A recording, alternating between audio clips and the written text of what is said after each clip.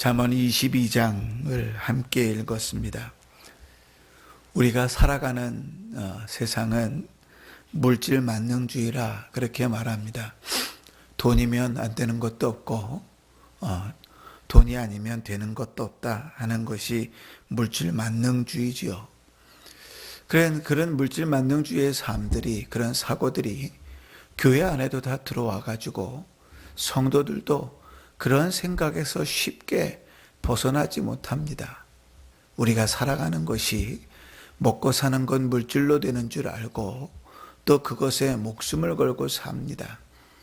그러나 주께서 이스라엘 백성들에게 광야 40년을 살면서 40년 동안 훈련시키신 것은 사람이 떡으로 사는 것이 아니고 하나님의 입으로부터 오는 말씀으로 사는 것이다 하는 것을 훈련시키셨지요.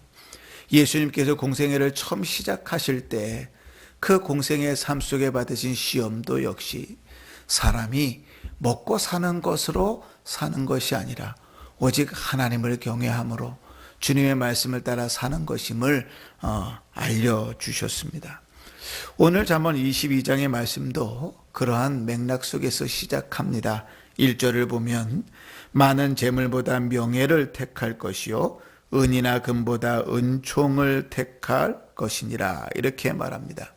자, 재물과 은이나 금보다 더 귀한 가치가 있다, 이것을 가르치는 것인데 그것이 무엇인가 하면 명예와 은총이라 이렇게 기록되어 있지요. 명예는 다른 사람들로부터 내가 듣는 좋은 명성입니다. 은총은 하나님과 타인으로부터 받는 사랑입니다. 그러니까 이것을 조금 쉽게 표현하면 돈보다 중요한 것은 내가 어떤 사람인가 하는 가치가 더 중요하다는 것이죠. 돈을 잘 벌면 돼, 그게 중요한 게 아니라 네가 어떤 사람이 되어야 하는가가 중요하다는 것이죠. 사람이 어떤 사람인가, 특히 예수 믿는 사람들에게는 돈을 못 벌어도 됩니다. 좀 힘들게 살고 가난하게 살아도 됩니다. 중요한 것은 네가 하나님 앞에 부끄러움 없이 사느냐, 네가 하나님 앞에 믿음을 가지고 사느냐가 돈을 조금 더 벌느냐의 문제보다 훨씬 더 중요하다고 가르치는 것이죠. 왜냐하면 돈이 있고 없는 것은 하나님 앞에 중요하지 않다는 거예요. 가난한 자도 하나님께서 창조하셨고 부유한 자도 하나님께서 창조하셨다는 것이지요. 2절을 한번 보십시다. 가난한 자와 부자가 함께 살거니와 그 모두를 지으신 이는 여호와시니라. 하나님께서 그 사람들을 창조하셨다고요. 그러니까 그가 가진 것으로 차별해서는 안 된다. 저는 차별하지 않는데요. 아니요. 내가 차별하지 않는다고 열심히 말하지만 사실은 내가 있는 것으로 물질을 중요하게 생각하며 사는 것 자체가 이미 내 마음속에는 그런 차별과 구별을 가지고 살아가는 것이거든요. 그러니까 그렇게 살지 말아라. 부하고 가난한 것은 중요한 일이 아니다. 그런데 세상의 사람들은 어떻습니까? 부하고 가난한 게 대단히 중요합니다. 가난하면 멸시를 받고 무시해도 되고 천대해도 되는 것이 세상입니다. 7절을 보십시다. 세상의 풍조를 이렇게 기록해 놨지요. 부자는 가난한 자를 주관하고 빚진 자는 체주의 종이 되느니라. 돈이 있고 없고는 주종의 관계를 형성해 버리는 것이죠. 돈 없는 사람은 스스로도 위축되어지고 돈 있는 사람은 스스로도 으스대는 것이 세상입니다. 그렇게 되다 보니 있는 자는 없는 자를 학대하고 멸시하게 되는 것이죠. 근데 세상의 그런 흐름이 역시 교회 가운데도 존재하는 것이죠. 성도들 가운데도 혹 우리 가운데도 존재합니다. 목사님들이 만나서 서로 이야기를 하고 목회를 한다고 이야기할 때 목사들 안에서도 묻는 질문들이 그거죠. 교회는 얼마나 됩니까? 교회는 큽니까? 이미 사고 자체가 그렇게 박혀져 있는 거죠. 그러니까 우리도 마찬가지인 것입니다. 자, 16절을 보십시다. 이렇게 기록됩니다. 이익을 얻으려고 가난한 자를 학대하는 자와 부자에게 주는 자는 가난하여질 뿐이니라. 세상의 풍조는 이렇게 흘러가는 것이죠. 그럼에도 불구하고 그 결과는 어떻게 된다고요? 가난하여질 뿐이다.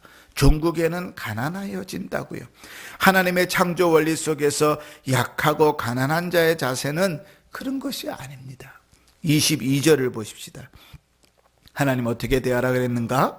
약한 자를 그가 약하다고 탈취하지 말며 곤고한 자를 성문 앞에서 압제하지 말라.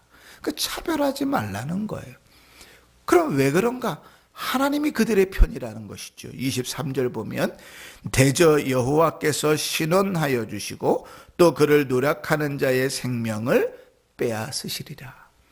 그러니까 내가 가난합니까? 사람들이 나를 멸시합니까? 거기에 화낼 이유가 없습니다. 내가 믿음에만 더 서 있다면, 하나님께서 나를 신원하여 주신다는 이 믿음에만 서 있다면 그것이 중요하지 않아요. 중요한 것은 내가 신앙을 잘 지키고 있는가, 내가 믿음에 잘 서 있는가 이지요. 8절을 보시면 악을 뿌리는 자는 재앙을 거두리니 그 분노의 기세가 쇠하리라, 이렇게 기록합니다. 하나님께서 늘 성경에서 우리에게 사람을 대할 때 주시는 자세는 하나님께서 지으신 자로 대해라. 하나님이 지으신 자를 무시하고 멸시하는 것은 하나님을 멸시하는 것이다, 이렇게 가르치는 것이죠. 비단 물질, 돈뿐이겠습니까? 여러 가지 이유로 우리는 사람을 무시하고 삽니다. 나이 때문에, 학력 때문에, 지식 때문에, 그의 어떠한 때문에 사람은 쉽게 무시하고 삽니다. 교회는 좀 예외일까? 아닙니다. 교회도 성도도 직분자도 똑같습니다.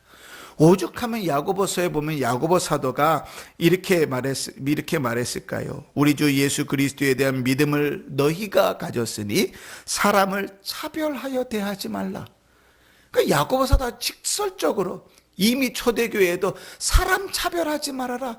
이게 믿지 않는 자들을 향하여 얘기하는 것이 아니라 교회를 향하여, 직분자들을 향하여 이야기하는 말입니다. 차별하지 말아라. 그러면서 이렇게 야고보서 2장 9절에 말합니다. 너희가 사람을 차별하여 대하면 죄를 짓는 것이니 율법이 너희를 범법자로 정죄하리라. 죄를 짓는 것이다. 우리 마음속에 우리는 어떻습니까? 사람이 가진 것으로, 사람의 학식으로, 사람의 어떠함으로 그 사람들을 혹 차별하고 살지는 않습니까? 때로는 나보다 나이가 많은데도 사람을 무시할 때가 있지요. 때로는 나보다 어린데도 그가 가진 것, 배경 때문에 그를 두려워할 때가 있지요. 그러나 하나님은 그의 배경과 그의 가진 것으로 우리를 판단하지 않으십니다. 그러니 하나님의 시각으로 살아가는 성도는 늘 한 사람 한 사람을 대할 때마다 한 영혼으로 하나님이 창조하신 창조자로 대하고 하나님을 대하듯 그들을 대하는 것이죠. 그러니 성경이 당시에는 종이 있었잖아요. 노예가 있었잖아요. 그런데 종과 노예로서 예수 믿은 자들에게 권면하기를 주인을 대할 때 주인을 대하듯 하라 그럽니다. 남편을 대할 때 그리스도를 대하듯 하라 그러지요. 그것은 그 노예 제도를, 종의 제도를 인정하고 그렇게 너는 운명이니 그렇게 살아야만 해라는 말이 아니라 이런 원리 가운데서 하나님께서 지으셨으니 하나님을 대하듯 그렇게 살라고 말하는 것입니다. 9절 말씀을 보십시다. 이렇게 하나님 말씀하십니다. 선한 눈을 가진 자는 복을 받으리니 이는 양식을 가난한 자에게 주민이라. 선한 눈을 가졌다는 것은 하나님의 시각으로 본다는 것이죠. 하나님의 시각으로 보는 자들은 어떻다고요? 도울 줄 아는 자라고요. 연약함을 보고 부족함들을 도와줄 줄 아는 자라고요. 내 자존심과 나를 세우는 게 아니라 연약함들을 돕고 섬길 줄 아는 자들이라고요. 물질이 있으면 나를 통해서 흘러가게 하고 힘이 모자라면 내가 또 도와서 힘을 주게 하고 서로 섬기는 일들 속에서 살아가도록 하는 것이죠. 그게 성도에게 주어진 삶입니다. 주님의 시각으로 보실 수 있기를 바라고 주님의 방법대로 사실 수 있기를 바랍니다.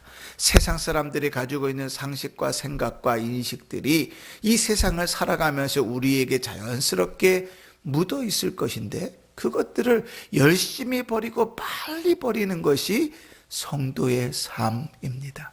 우리가 창세기를 살펴보면서 소돔성에 살아가는 롯의 모습을 봤지요. 신실하게 신앙인 같고 아브라함과 살아가면서 믿음으로 함께 갈대우르를 나왔을지라도 소돔의 삶 속에서 어쩔 수 없이 물들어 버렸던 그의 모습을 보면서 우리의 모습도 그러지 말아야 할 것입니다. 물질을 향하여, 또 어떠한 것들을 향하여 우리의 편견과 세상의 시각들을 가지지 마시고 열심히 버리시고 주님의 시각대로, 주님의 방법대로 사셔서 우리의 삶이 하나님이 기뻐하시는 삶, 하나님이 원하시는 걸음으로 걸어갈 수 있기를, 그래서 주님의 기쁨과 주께서 부어주시는 은혜와 복을 누리시기를 주의 이름으로 축원합니다. 아멘.